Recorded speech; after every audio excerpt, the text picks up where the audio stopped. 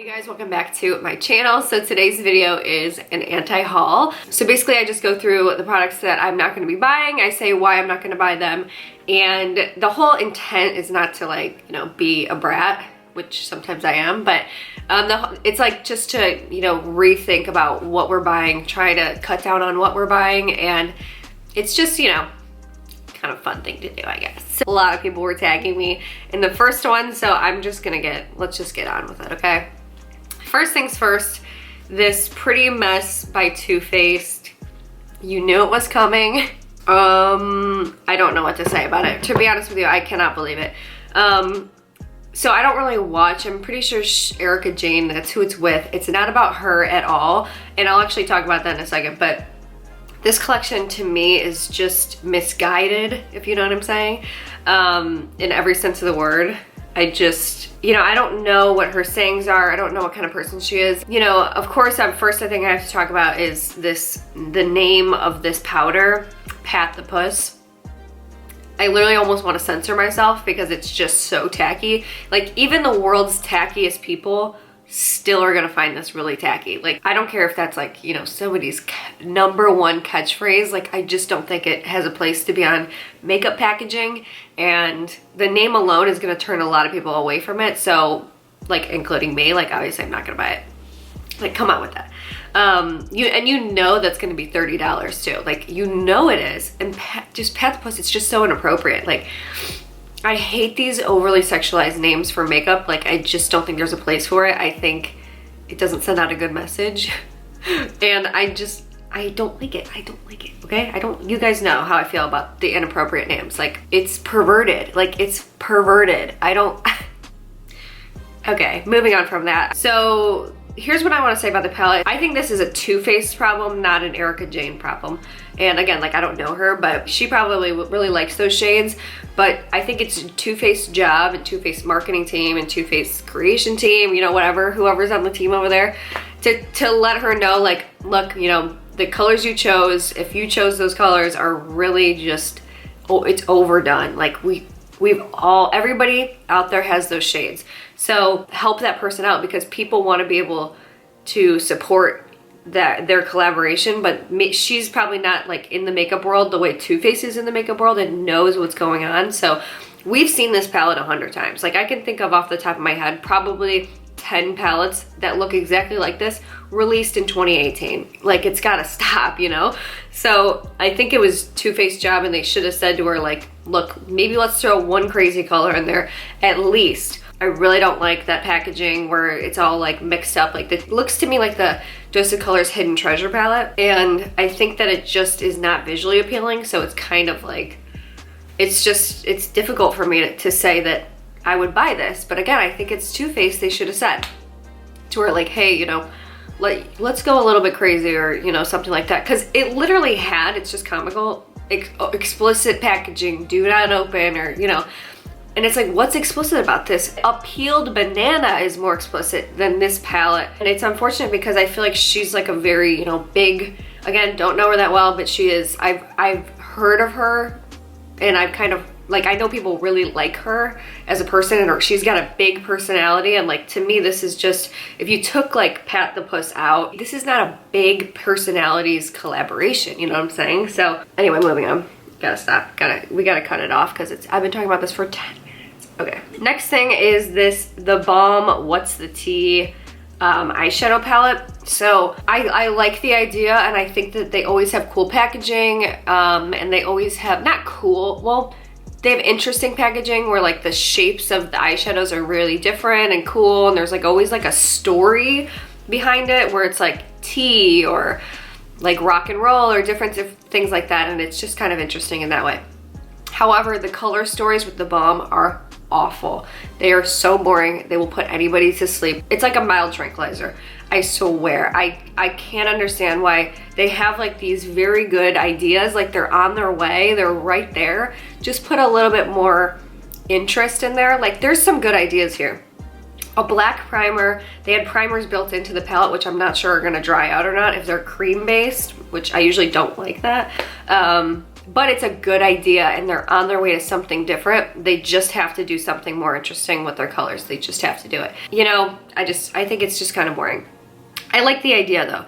So it looks like they had two, I'm not sure if this is two palettes or what, but again, the color story is just really not interesting and just needs to be improved. So anyway, I'm not buying that. So next thing is this Anastasia Beverly Hills. This is the Spring 2019 quads, and they have like a daytime and sunset, and these are, I think these are, how much are these? I think they're like $32 or something, because if you think about it, this was in a comment that somebody wrote on Trend Mood's page, but they're like, well, why don't I just buy a 14 pan eyeshadow palette for $42? Because let's be honest, when's the last time that you used up an entire eyeshadow? Probably a long time ago. So at least for me, I don't think I've used up an eyeshadow since like I first got into makeup, you know what I'm saying? So, you know, it's cute packaging, the colors are cute.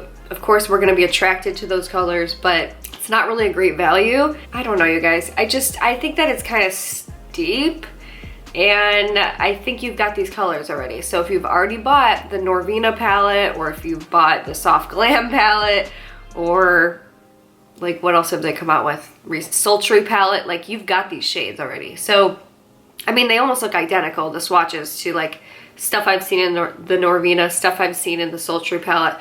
It's almost identical. So you've got these somewhere if you've already got those palettes. I don't know if anyone still uses the Norvina palette.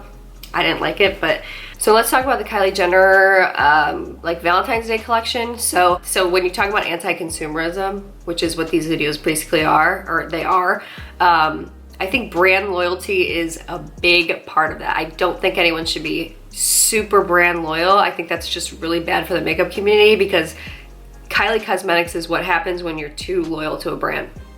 So what I'm saying by that is, in the beginning, and I was an offender of this, where I would buy anything that she put out, and then eventually when they know that you're gonna buy anything that they put out, the quality starts to suffer. So now what I've had to do is I've had to switch gears, and it's like their packaging's always on point, we know that. So a lot of people want to buy it for the packaging because it's like, it really speaks to us. It's like, it's hard not to buy some of this stuff because it's so cute, and the packaging's cool, it's all part of a collection, it's cool to get like a bundle and have like a lot of makeup. But the problem is, to me, that the quality really has suffered, especially you see it in the eyeshadow palettes.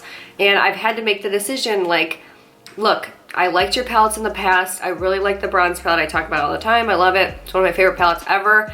But the formula has changed in these palettes, and they're just not as good anymore. They don't last as long. To me, they're harder to blend out. They have this kind of weird, just this weird thing that happens when you layer them.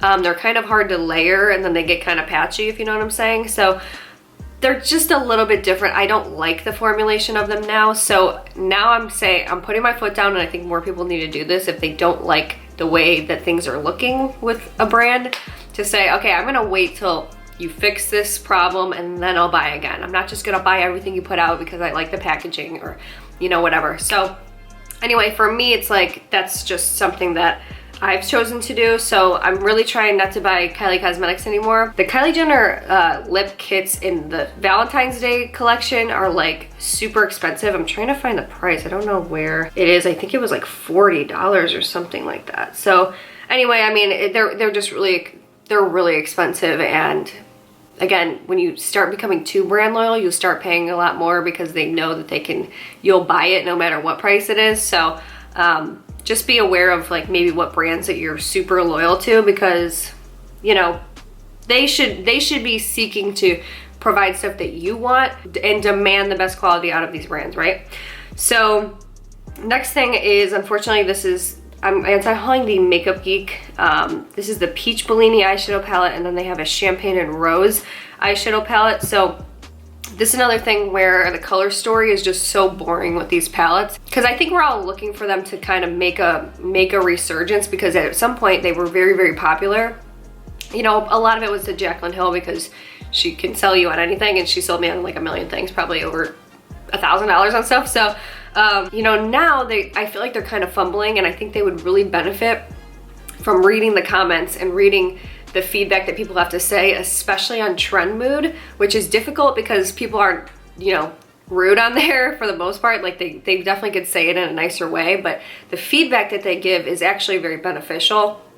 If you kind of can look past like, or take the personal aspect out of it and just say like, you know, these people, they're telling me, they're leading me to what they want. They're telling you what they want. They want color. They want more interesting, you know, palettes. They'll tell you everything that they want out of, like, these consumers are saying stuff to you, so you have to listen to them. Makeup Geek especially needs to take into consideration what other people are saying, which is not easy to do. But just the color stories on these are just kind of boring. But I can see that they're trying to reinvent the shape of their palettes and different things like that, but it kind of looks to me like the Lorac unzip palettes. So anyway, so next thing I want to anti-haul is the KKW lip kits, and these are really expensive. They're $65 for 4 lipsticks, which is very expensive. Individual price is $18, but you know, these lip kits are really expensive, and the reason why I wouldn't buy them, and somebody wrote this in the comments again, this is a good point to bring up, because people really have good suggestions in there, sometimes in between all like the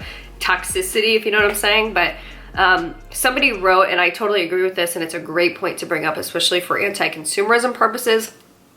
It's really not a good idea to buy like a huge thing of all of these different colored red lipsticks, because a lot of the time, depending on your skin tone, some reds are just not going to work for you. So they really should have done like a fair red, like reds group that it looked good on fair skin tones. And then they should have done like a medium, because they've done that in the past, where they've done fair, medium, dark, deep dark, you know, specific collections. So like this should have been the same way, because for example, like hot sauce, like orangey based reds just don't really look good on people like me.